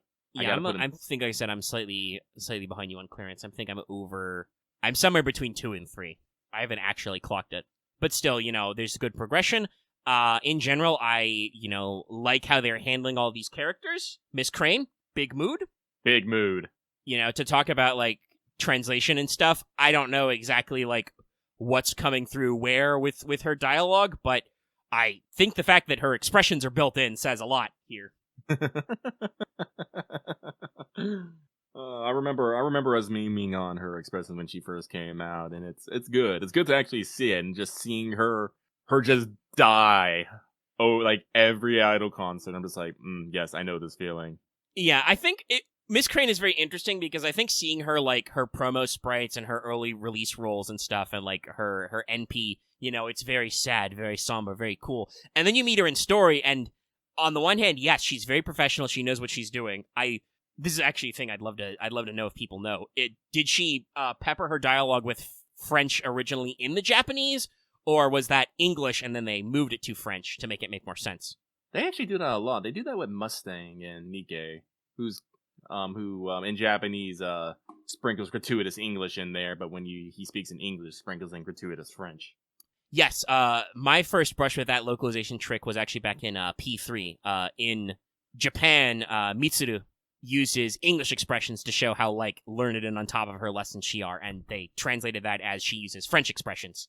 It works. I'm not sure why. I think it's because, especially for, like, the kind of, like, age ranges of a lot of player characters and supporting cast in these games, high school age, French is one of those languages you can take, and it feels a little more educated and worldly. And also, that's the thing, usually when someone says, like, uses a French loanword, you're usually not going to misunderstand it. Usually you'll catch what it is. Yeah, it's got the Just same so- effect as using an English loanword in Japanese, like somebody saying no, no, as opposed to non, non. It works. And she's not, I like that she projects a big air, but even when she's got a calm face, she's not perfectly on point. She has a couple of grammatical hiccups that Mash is like, wait, hold on, what did you say? I like her a lot. She's a great mood, a great mascot for this event. I will be sad to not roll her, but there will be many lucky bag scenarios in the future, I'm sure. But yeah, she's great. I love her giant hat. And there's a reason why Big Hat was in the thumbnail for the Wanted. And she's just so about these idols. And it's not even like, I'm sure a lot of people could like look at her expressions and take it in like a purely sexual way. But that's not really what she's doing. She's just melting down because idols are just so fucking adorable and hopeful, y'all. She wants to just she is literally having it like she is literally having the diabetes. Yeah. Like that's the way I choose to see it. Yeah, Miss Crane, great add-on in the event. And then all the supporting cast, the characters they picked as idols are also wonderfully handled. Man, I was like so surprised about how Maeve and Kat was handled. Yeah, especially like right out the gate. Yeah, they were introduced right away. Apparently, I haven't seen a lot of it in like our circles, but apparently on Twitter there is some Maeve discourse out there. I saw Maeve trending briefly. I don't really want to get into it, but this kind of just serves as another purpose of like, obviously, like if you don't like Maeve's character archetype, you don't like her character archetype. That's fine. Some people may still be trying to hit that she is a bad character because of this. That I don't agree with that sort of objective qualification, especially because I think they do a good job of keeping Maeve's, obviously she's still slightly villainous and, she's definitely doing her rich bitch act. Mm-hmm. But that is also, I don't know if it's a very common archetype for idols, but like, that's definitely an archetype for pop stars, Mm-hmm. And that's kind of her thing where she's like, yes, I'm the rich one. Actually, wasn't that one of the Spice Girls, Rich Spice? No, Posh Spice. Yeah, I was about to say Posh Spice. I was Posh like, Spice, wait a right. second. Rich Spice is a joke, I'm pretty sure I've heard. Yeah, there was a posh one, though. But she's like, naturally, I should get the best things. You, Taylor, work for me. And Crane is like, no. Okay, yeah, there's an Ojo archetype. I love how Kat, as always, but Kat's writing stays consistently Kat. She continues to ride that thin line between genius and insanity. Yes. Like, one moment she's saying something perfectly normal, heartfelt, and understandable, and you're like, yeah, Kat. And then other times she's just like, what? Huh? Kat, why are you digging holes in the beach? I love her so much. But then Kat just fucking rolls out a monkey's paw analogy, and I'm like, what? Huh? What? No, it's great. You cannot contain Kat. I also like how I don't think we've brought up at all the fact that she's wearing roller skates. Nope. She's just doing it. We don't acknowledge it at all. It's great. Listen, this is the server that runs around in naked aprons, so at some point you're just like, it's Kat. But yeah, so we set up, Maeve and Kat as the starter bosses, but very quickly we move on to like, because they're still doing this, they're doing the song and dance for the sake of doing the song and dance, right? It's still an idol show, so Maeve wants to be loved by everybody, but that doesn't mean that she, has to act there. There's that great aspect of she hurts her foot, which by the way is in the CE, one of the CEs. She has a bandage on her foot, and people were like, why? It's because she bonked her foot in the beach incident. But she talks to that kid, and she's like, while she does be like, you should be like, oh yes, oh beautiful queen, but also, make sure to smile, and I'm looking out for you. It's good. I appreciate this. Maeve was my first costume pick. It doesn't hurt that she's the first one to unlock, but that's where the first ticket went. I mean, mine was Tiamat, but same shit, different day. Yep, we're all in this together. So I think it's a really good bring together of how it works, and this was brought up in the Little Big Tengu event, which also had some Maeve action in there. Makes me wonder if we just we had Ionic Sakura hanging around a lot, to record those extra lines. People thinking Maeve thoughts, but it's very interesting. I don't think that Maeve is the jealous type of woman, but I want to couch this correctly. Maeve does desire what other people have, but she's not that jealous woman archetype, right? She's not gonna stab someone over it. No, and she's not gonna be like, oh, I'm gonna steal your man type shit, right? No, she's like, no, I'm just gonna be as awesome, as beautiful as I can, and your man will just naturally come to me. Yeah, and so I don't think she gets on other female character. Like, she doesn't usually put down other ladies. Like, she's there and being like, okay, I'm already beautiful and perfect. You can be a little prettier. Yeah, Maverly steals cattle, as is the Celtic tradition. I believe I've heard recent probable scholarship. This is why Hadrian's Wall exists. The wall, having stood on top of that wall, technically against orders of a sign, but the sign wasn't near the parking lot, so it's their fault. But having stood on that wall and been there in person, it's not really that tall of a wall, and I don't think it was that tall of a wall all across England when it was freshly built. But hey, you know what's really hard to do? Steal cattle over walls. If you can climb across the wall easily, but you can't take the cattle back across, so you gotta come up with a different plan. But yeah, Maeve is pretty good in this, and then the Mahatma thing after. Oh my god. Oh, that is so well done. Oh, like obviously the integration of the idea of like that their act, their four-star act is all about like storytelling and immersion, you know? Yeah, no, it's good. Very solid. But then just how they handle that. Oh, the portmanteau ship names. Oh, it's so good. I love that scene so much. How your group almost has a breakup over ships, and people are just all like, yeah, this is real. This is how this shit works. And then I love that, like, Kat is the one with the oddball, you know, not even marketed ship. Jiushi for life is how, you know, or was it Alushi was the one she was at? Or did she say both? I'm trying to remember. No, she said one in particular. Okay. Was it Alushi or was it Janushi both times? Or was it Mash who was like, actually, I like Alushi? I don't remember. They had some oddball ones. I like, though, that Kat, after the song battle, picks up the mic to the crowd to be like, by the way, here are my ship thoughts. Thank you, also shouts out the merch, and you're just all like, Kat is on point. Yeah, Kat knows what's up. It's real good. You know, I like all these aspects and the work together. And then, you know, I wouldn't say they're necessarily goth, but the next phase is after an inexplicable summer interlude. The next phase that's currently where I'm at introduced is Nidacris and Serenity, and their thing is, you know, all about fucking. They don't call it this because that would probably be an awkward translate, but it's all about Mono no Aware. Summer is ephemeral. It will be over. I am not there yet, so I have nothing to contribute at this point. You'll see. I won't talk more in detail. This is our first thoughts, but it's all really good. I want to see later stuff as well. The Ushi costume is really good. I've unlocked that one as well. Very dignified. I like it a lot. And obviously all of them have, you know, new voice lines and voice lines recorded for the unlocks as well. I'm very interested to see, because I know MASH gets a costume out of this. I'm interested to see when and where that comes up. I believe it's somewhere around the midpoint, because this is an interesting thing to keep a note out of the early levels is MASH is kind of like, oh, I don't think I could be an idol senpai. I don't think I can sing and dance, you know? So I'm kind of interested to see where that turn is for the costume. And obviously I'm sure there'll be some more deep cuts. There is, you know, a lot of very soulful narration looking at skies going on. I also like that we immediately know who Miss Crane is, because the Crane's Return of a Favor is a very, very famous folktale. Crane still tries to pass it off. Yeah, she tries to pretend. And then for instance, you know, you bring up she's like, but don't look at my workshop. And we're like, oh, it's just like the Crane. Mix is also really good in general. Actually, speaking of which, that reminds me. Omega, what is the dressmaking tab that is currently locked in the shop? Oh, which one would that be? Like, it's there. I saw it. You can't hide. I can't select it yet, but it's there. Let's see. Does anyone remember what this is? In the event shop, right? No, not in the event shop, in the Vinci shop. Oh, there's a locked costume sitting in there. Let me look at it. I'll boot it up. Is it for Miss costumes? Like, what? Do we not have a system for kidding? I guess, yeah, no, true. Because their costumes like old Summers and that stuff. Should be in Da Vinci shop normally. Is it? When they re-unlock those, yeah. They're in your RP shop or... Well, no, because Spiritron dresses is an enhance.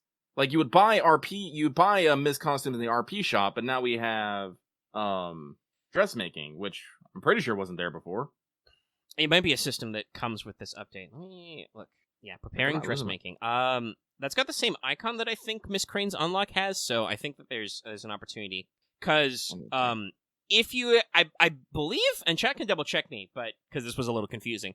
I believe if you don't use all your costume exchange tickets, or they come around later, you can still use them after the event, and I think that might apply to other exchanges as well, or they have other unlockings.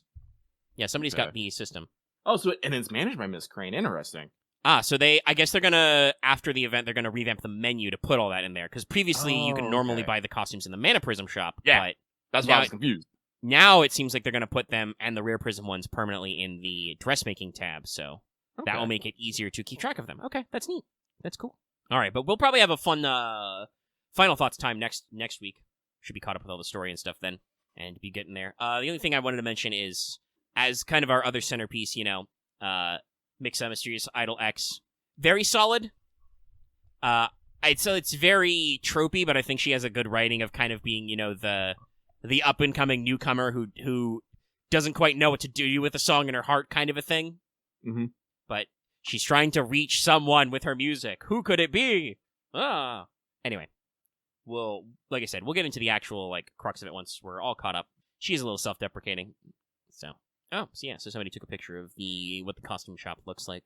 Okay, that's good. All right. Solido. Okay, well, that I think is it for first impressions, unless Lucky has anything else to add. I do not. Okay. We'll be back with final thoughts later, because I'm still sweaty and I'm getting hungry. The hunger comes. It's probably because I'm burning energy producing sweat, because even though it's starting to cool down outside, it's still a little muggy in here. I might need to move some fans around, get some better airflow. But that is our show wrap-up for today. Raw audio got over 2 hours, so we're gonna wind it on in. I believe I said this last time, but next week will be Fan Servant Friday, and I'm pretty sure the winner was already locked in. But to remind everybody, that was... Scrolling. Scrolling. Yes, King Laocoon. Hashtag April is for werewolves. No one has posted the hashtag, so I will continue to say it at least until April is over. Oof. But yeah, so that was our winner. You can look forward to that one next week. For next month, like I said, I'll probably start working on some research for another Teach Me Up. Yeah, you guys talked about Cassandra. I might add it to my list. I've still got plenty of pre-logged, but there's some stuff I need to scratch when I find time. Unfortunately, I'm busy with lots of writing stuff and still working on some event scripting. Working away on the Lost Boat recaps. Lost Boat 3 recap came out. It's a little rough. The audio was kind of up and down, and I tried to normalize and boost audio, but in some places it was still pretty bad. I talked about this other places, but in addition to the many ums, buts, ands, likes, and repeated words, some of which I edited out, some of which just still flowed better. But also, Lost Boat 3 in particular has a lot of a mumbling problem. It's more me than Lucky, but both of us at sometimes will just kind of I think, lean away from my microphone and kind of talk down here to ourselves. And when I run edits of that for noise and stuff, Audacity thinks that us muttering to ourselves is noise, so it gets really jumbled even after I reboost it. Yeah, also I believe this was in the saga of Omega's pop filter is broken, so there's some extra in there. Well, that's a lie. There's some ums. Like I said, try to edit it down, but I'm working with the old audio, so I only have as it was recorded as the base. I did, however, funnily enough, amp up my audio editing abilities mid-edit. Yes, we've been making the show for nearly 6 years, and I did not know, because it never occurred to me. I don't know why it never occurred to me, because I've listened to things at faster audio, but I was like, hey, can I play back audio on Audacity faster? Yes, I have a slider for this, actually. Okay. Ooh, hold on, Audacity's freaking out a little. I think it may have come up in a conversation, but I've never actually had this thought while I was looking at my Audacity. There is a slider. It is a button that I didn't know what it was for, but I looked it up, I googled it, it was Audacity, playback speed. The playback speed slider, I'm like, what? And no, it's the slider that's got a little plus sign next to it, and that's it's called play at speed or loop play at speed. But yes, now that I've figured out that's what that is, after having this program for many, many more than 6 years, I mean, when I need to. Why the fuck you asking me about visual aids? Huh? Lucky will begin working on visual stuff once I relearned how to use my fucking tablet, which is gonna take me a bit. Yeah, you're still teching that. Mm-hmm. You do have some thoughts about some video editing software. We'll probably talk about that more on Saturday a little bit, because it'll be a good lead-in. Yep. But yeah, I mean, nothing about inherently using a program that's not MS Paint will instantly make me better. It's just that some of those would allow me to do things that I can't do normally, but not necessarily too many. I don't know. I'm trying to, as I said, with the just noticing the playback speed thing when I was, like I said, I somehow did not actively think of it while I was editing audio until I was looking at the Lost Boat 3 audio going is there any way I can make this go faster? Yes. Yes, dumbass, there is. This is the problem of being self-taught. I never really, had any Audacity tutorial. Not that I even know. Again, because I never looked at any. I don't even know if that would come up in a tutorial. I don't know if other people actually, like, do edit scrub at higher rates. You can slow it down as well if that makes transcription easier. Not that we're planning on transcribing anything anytime soon. But it means that I can now work through the audio all the time at 1.5 speed. I don't know if that would kill my computer speed, but I'm more just thinking that it's fucking 11 o'clock and I'm fucking dying of sweatiness. And I still gotta edit this. It won't be the side-by-side edit of normal, but there's some stuff there. Anyway, I'm sorry the Lost Boat 3.1 is kind of janky. Hopefully the base audio quality we got is a little better in some of the laters, and I can work on that one. I also know that our organization gets better eventually. I know for sure we started taking more detailed notes around Lost Belt 5. I don't remember how Lost Belt 4 falls into that. I guess I'll find out, on Monday when I start working on the audio. So we'll see how he shakes out in Shimmeries. But I appreciate you still watching all the, best ofs. That will continue until Lost Belt 5.5. I think I actually said this at the end of the Lost Belt 3 recap somewhere. There will eventually be a best of for the 6 recaps, but Lost Belt 6 has to come out all the way for that to work, chat. So don't count your chickens before they're hatched. After that, obviously, like I said, probably do some research into a new Teach Me, but also I need to get on my ideas for scripting and set up Guild vs. World 2. Because that one still, don't think I've forgotten about that one. Since, like you said, he'd be willing to put in the time. I've still got that one on my back burner, but I want to get through the audio edits first before I start figuring out that. But I have some ideas. I'm thinking roughly of something kind of akin to how OSP does their detailed diatribes. Like, I'll do a lot of the front-loaded research and set up a slideshow type effect. Obviously, I will share my, slides and notes with Lucky ahead of time. But kind of like go through a progression of what I've got, and Lucky will have access to the notes and the visual aids and can kind of soundboard off this in a good guided discussion. Because our discussion is better when we have things that are shaped. Oh, well, technically, we could do it as a live stream, but we could also... I don't think we should. Honestly, I was going to bring this up at the Mega. I think we have too many streams on our fucking channel. It's possible. Though, YouTube does have a great feature where streams are now a separate tab in your watch. I know some people will get there. Funny enough, I don't remember why I heard this, but OSP actually talked about this. They used to hide streams and put them unlisted after going. There's some stuff we could probably do that with. Yeah. To clean things up. But YouTube does have a separate tabarino for it, so if you don't want live streams, you just want videos, you can look at the videos tab. But also, no, we could, but we probably don't need a live stream. One, I want to actually do this as a little bit tighter edited, is why I'm talking about, like, putting in some recording time, because I want to make sure to actually, like, schedule the sessions and stuff so that we can, put in the time, record the bits, and I can actually, like, really work on them. Shape that audio better, make it cleaner. But hypothetically, we'll be recording in the recording area of our Discord, so patrons at higher levels will be able to listen in. Yes. So you guys can follow along as we work through some of the stuff and get the raw version, and then the hopefully fairly polished version will be presented to the general audience. That's all the general hullabaloo and hype-me-at I have, and so we can probably do our usual wind down and outro. Let's do it. All right, everybody. Best of luck in any of your past and future roles. Keep your eye on the ball. Remember, stream the 26th. JP time, also 26th. And, again, as we mentioned earlier, Sakura Tange will be guest on that one stream, so probable Nero news. Anyway, other than that, of course, as always, be sure to give this video a like on YouTube. Leave your comments down below. Give us a subscribe if you haven't already, so you can always get our latest videos. Make sure you ring that bell for notifications so you know when we're posting new videos or streaming. And, of course, consider joining our channel memberships as well. Click that join button or click that link in the description. If you join our YouTube membership, you get access to membership badges and email buttons, and it's only $1.99 a month, so it's a great deal, a great steal. It's very real. Sorry, I felt the urge to do a third rhyme. And, of course, like I mentioned earlier, consider supporting us on Patreon. Patrons get access to the audio version of Let's Talk FGO, What's Up, the recaps, all kinds of shit, for as little as $1 a month or approximately $10 a year. Again, great way to support us. All your little contributions do add up, and you get access to quite a bit of stuff. At higher levels, you can vote on Fanservant Friday polls, get access to wanted videos early and other things. And at our higher levels, you can listen to us record Let's Talk FGO live every week, if that's your thing.